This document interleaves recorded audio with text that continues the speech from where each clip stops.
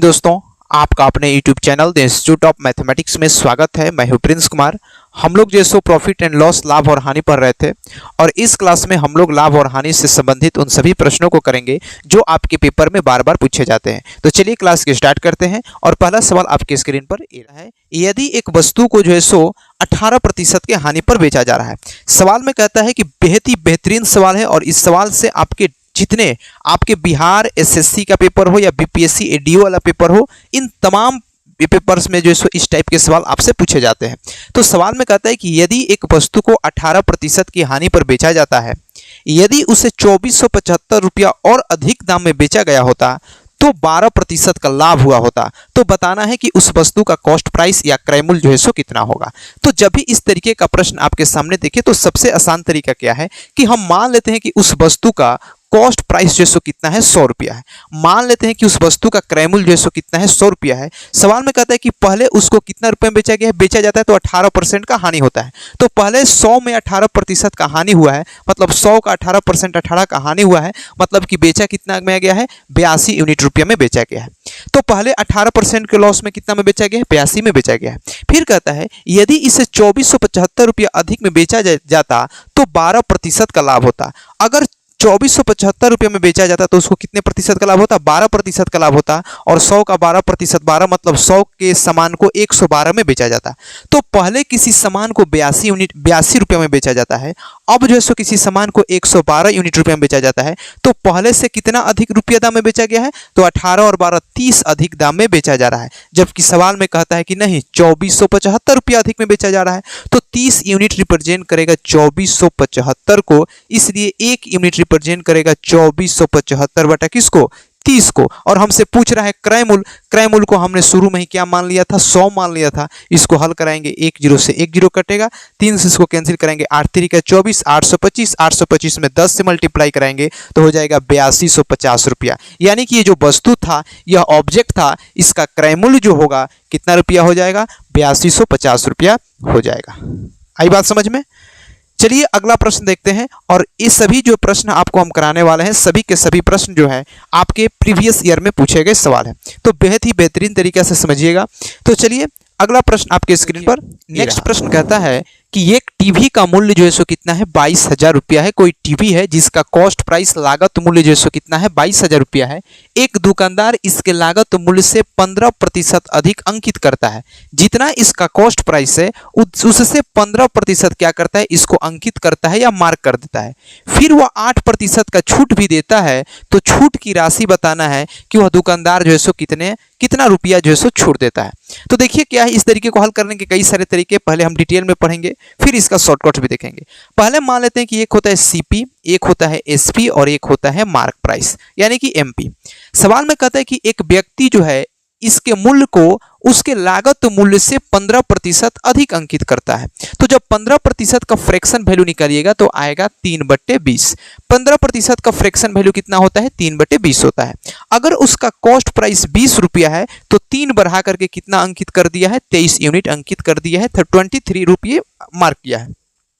फिर कहता है कि 8% का डिस्काउंट देता है। और कभी भी डिस्काउंट दिया जाता है तो हर हाल में मार्क प्राइस पर देते हैं, अंकित मूल्य पर दिया जाता है या सूची मूल्य पर दिया जाता है। तो 8% का जब फ्रैक्शन निकालेंगे तो 8% का फ्रैक्शन वैल्यू हो जाएगा 2/25। यानी कि अगर उसका मार्क प्राइस 25 यूनिट है तो 2 का डिस्काउंट देकर कितने में बेचेगा, 23 में बेचेगा। अब यहां से हम लोग क्या करते हैं कि simply cost price, selling price और मार्क प्राइस का क्या निकाल लेते हैं, रेशियो निकाल लेते हैं, अनुपात निकाल लेते हैं। यहाँ पे 23 और 25 है, इसको सिंपल करने के लिए यहाँ पे 25 से मल्टीप्लाई, यहाँ पे 23 से मल्टीप्लाई। तो ऊपर 25 से गुणा करेंगे तो यहाँ पे 25 से मल्टीप्लाई करेंगे और नीचे 23 से मल्टीप्लाई करेंगे। 25 में 20 से मल्टीप्लाई करेंगे तो हो जाएगा कितना, 500। 23 में 23 से मल्टीप्लाई करेंगे तो हो जाएगा 529। 25 तिया 75 के 5 कैरी 7, 25 दूना 50, 575। यहाँ से हमने यह पता कर लिया कि इस वस्तु के कॉस्ट प्राइस, सेलिंग प्राइस और मार्क प्राइस का जो है सो रेशियो या फिर से जो है सो अनुपात कितना है। अब एक बात बताइए, सवाल में कहता है कि छूट की राशि बताना है। यहाँ पे हमने पता किया कि कॉस्ट प्राइस 500 यूनिट है, यहाँ पे सेलिंग प्राइस 529 है, मार्क प्राइस है 575। यानी कि अगर किसी वस्तु का मार्क प्राइस 575 है, 529 में बेचा जाता है तो कितने का डिस्काउंट दिया होगा, 15 में से 9 को माइनस करेंगे तो 6, यानी कि 46 यूनिट का जो सो क्या दिया है, डिस्काउंट दिया हुआ है। लेकिन हमको तो पैसा में बताना है। शुरू में कहता है कि इसका टीवी का मूल्य 22,000 रुपया है, जबकि यहाँ पे हमने पता किया है 500, तो 500 यूनिट जो सो रिप्रेजेंट करेगा किसको, 22,000 को रिप्रेजेंट करेगा। इसलिए एक यूनिट किसको रिप्रेजेंट करेगा, 2 0 से 2 0, 22 से इसको कैंसिल कराएंगे तो आएगा 44। एक यूनिट रिप्रेजेंट करेगा 44 को, इसलिए 46 यूनिट किसको रिप्रेजेंट करेगा, 46 में 44 से गुणा करा देंगे, तब जो है सो 46 में 44 से मल्टीप्लाई करेंगे तो हमको लगता है कि 2024 जो है सो रुपया आएगा। यानी कि इसका जो है सो छूट की राशि होगी, कितना रुपया होगी, 2024 रुपया जो है सो हो जाएगा। कहता है, आई बात समझ, यदि एक वस्तु अपने अंकित मूल्य के 65% पर बेची गई, कोई वस्तु है, कोई ऑब्जेक्ट है जो अपने मार्क प्राइस के 65% पर बेची जाती है। मान लेते हैं कि उस ऑब्जेक्ट का मार्क प्राइस 100 रुपया है, तो 100 का 65% मतलब 65, अगर कोई वस्तु 100 रुपया का है तो 65 रुपये में बेचा जाता है, मतलब कि डिस्काउंट कितने का मिला है, 35 का डिस्काउंट मिला है।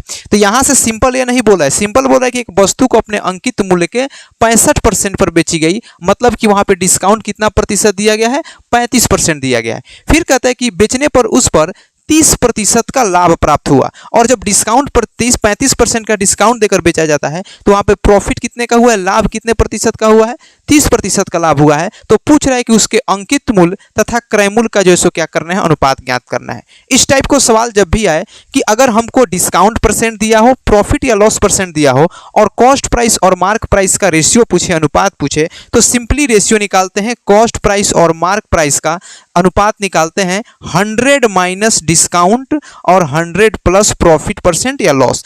डिस्काउंट कितने का है, 35 का है, 100 में से 35 को माइनस करेंगे तो कितना हो जाएगा, 65 हो जाएगा। और प्रॉफिट कितने का है, 30 का है, 100 में 30 को जोड़ेंगे तो 130 हो जाएगा। 65 दूना 130, यानी कि कॉस्ट प्राइस और मार्क प्राइस का रेशियो कितना हो जाएगा, 1:2 हो जाएगा। लेकिन सवाल में पूछ रहा है कि अंकित मूल्य तथा क्रय मूल्य का, तो अंकित मूल्य और क्रय मूल्य का लिखेंगे तो कितना हो जाएगा, 2:1 हो जाएगा। अगर हमको कॉस्ट प्राइस और मार्क प्राइस का पूछा जाए तब हो जाएगा 1:2, लेकिन मार्क प्राइस और कॉस्ट प्राइस का पूछा है तो कितना हो जाएगा, 2:1 हो जाएगा। हमेशा इस बात को ध्यान में रखना है कि अगर कहीं पे डिस्काउंट परसेंट दिया हो, प्रॉफिट परसेंट या लॉस परसेंट दिया हो, तो हमसे कॉस्ट प्राइस और मार्क प्राइस का जो रेशियो होता है वो हमेशा होता है 100 minus discount upon 100 plus profit की, या अगर यहाँ पे प्रॉफिट रहेगा तो प्लस प्रॉफिट और लॉस रहेगा तो लॉस को हम लोग क्या करते हैं, इस तरीके से कॉस्ट प्राइस और मार्क प्राइस का अनुपात जो क्या करते हैं, फाइंड आउट करते हैं। हमको आशा है कि आप इस बात को समझ गए होंगे। चलिए इसके आगे एक अगला प्रश्न देखते हैं कि स्क्रीन पर कहता है, बहुत ही बेहतरीन सवाल है। सवाल कहता है कि यदि किसी वस्तु को 832 रुपये में बेचने पर एक वस्तु पर हुआ लाभ उसी वस्तु को 448 रुपया में बेचने पर हुए हानि के बराबर है, तो इस वस्तु पर 20% का लाभ प्राप्त करने के लिए जो है क्या करना है, विक्रय मूल्य ज्ञात करना है। कोई सामान है, मान लेते हैं किसी सामान का कॉस्ट प्राइस जो है कुछ है, ठीक है, कॉस्ट प्राइस कुछ है। इस कॉस्ट प्राइस से अगर हम उसको 832 रुपया में बेचते हैं, कितने रुपये में बेचते हैं, 832 रुपया में बेचते हैं, तो जितना यहाँ पे प्रॉफिट होगा उतना ही अगर हम इसको 448 में बेचते हैं तो जितना यहाँ पे लॉस होगा उतना ही यहाँ पे क्या होगा, प्रॉफिट के बराबर होगा। सवाल को समझिएगा, कहता है कि एक वस्तु को 832 में बेचने पर हुआ लाभ इसको 448 में बेचने पर हुए हानि के जो क्या है, बराबर है। तो हमको इसको 20% के लाभ पर बेचने पर कितना विक्रय मूल्य ज्ञात करना है। तो इसको सबसे पहले तो हम कॉस्ट प्राइस निकालते हैं, क्रय मूल्य ज्ञात करते हैं। क्रय मूल्य ज्ञात करने का तरीका है कि सबसे पहले इन दोनों संख्याओं का क्या ले लेते हैं, डिफरेंस ले लेते हैं। तो 832 और 448 का जब डिफरेंस लेंगे, 832 और 448 का डिफरेंस 12 में से 8 को माइनस करेंगे तो 4 हो जाएगा। 12 में से 8 को माइनस करेंगे 4, 12 में से 4 को माइनस करेंगे 8, यहाँ बच गया 7, यानी कि इसका डिफरेंस हो जाएगा 384। और इस 384 को इन दो बराबर भागों में क्या करेंगे, बांट देंगे। तो 384 को दो बराबर भागों में बांटेंगे तो यहाँ से हो जाएगा 192। यहाँ पे बताइए, यह हमारा यहाँ पे प्रॉफिट हो रहा है। अगर हम सेलिंग प्राइस में से प्रॉफिट को माइनस कर देंगे तो कॉस्ट प्राइस निकल जाएगा कि नहीं निकल जाएगा, निश्चित रूप से निकल जाएगा। तो 832 में से 192 को माइनस कर देंगे, 832 में से 192 को माइनस करेंगे 0, 13 में से 9 को माइनस करेंगे तो 4, तो हो जाएगा 640। मतलब इस वस्तु का जो कॉस्ट प्राइस होगा कितना होगा, 640 रुपया हो जाएगा। अब सवाल में कहते हैं कि इस पर 20% का लाभ प्राप्त करना है, तो 640 को कितने में बेचना होगा, 120 में बेचना होगा। तो 1 0 से 1 0, 1 0 से 1 0, 12 चौक 48 का 8, कैरी 4 और 12 छक 72, 72 और 12 25 12 छक 72, 72 और 4 76। यानी कि अब उस सामान को कितने यूनिट में बेचना होगा, 768 रुपया में जो है सो बेचना होगा। आई बात समझ में। चलिए आगे इसी टाइप के एक और प्रश्न देखते हैं जो आपके पेपर में जो है कहता है, यदि एक व्यक्ति ने किसी वस्तु को 7% की हानि पर एक वस्तु बेचता है। कोई व्यक्ति है जो किसी वस्तु को 7% की हानि पर बेचता है, तो मान लेते हैं उस वस्तु का कॉस्ट प्राइस जो है कितना है, 100 रुपया है, और 100 रुपया के 7% के हानि पर बेचेगा, मतलब कितने में बेचेगा, 93 में बेचेगा। ठीक, यदि उसको 10.5% के लाभ पर बेचा होता, तो 100 में अगर 10.5% का लाभ कमाया होता तो कितना में बेचा होगा, 110.5 में बेचा होता। तो कहता है कि उसे 105 रुपया अधिक प्राप्त होता। पहले वो 93 यूनिट रुपये में बेच रहा है, अब 110.5 में बेच रहा है, मतलब पहले से कितना ज्यादा में बेचेगा, 17.5 यूनिट ज्यादा रुपये में बेचेगा, जबकि सवाल में कहता है 105 रुपये में ज्यादा बेच रहा है। तो 17.5 रिप्रेजेंट करेगा 105 को, तो 1 यूनिट रिप्रेजेंट करेगा 105 बटा 17.5 को, पॉइंट उड़ाएंगे तो 0 होगा, 0 होगा। इसलिए हमको कॉस्ट प्राइस निकालना है, तो कॉस्ट प्राइस हमने 100 माना था, 100 से इसको कैंसिल कराएंगे। 25 सत्ते होता है 175, 25 चौका 7 से इसको कैंसिल कराएंगे तो हो जाएगा 15 सत्ते 105, यहाँ से हो जाएगा 150, 150 में 4 से मल्टीप्लाई करेंगे तो 600। यानी कि इस वस्तु का जो कॉस्ट प्राइस होगा कितना रुपया हो जाएगा, 600 रुपया हो जाएगा। अब सवाल में कहते हैं कि इसको 11% के लाभ पर बेचना है, तो 600 का जब 11% निकालेंगे तो 66 रुपया आ जाएगा। तो 600 क्रय मूल्य था, 66 का लाभ लेकर कितना में बेचा जाएगा, उसको 666 रुपया में जो है उसको क्या करना होगा, बेचना होगा, ताकि हमको वहाँ पे जो है कितने प्रतिशत का लाभ मिले, 11% का जो है लाभ मिले।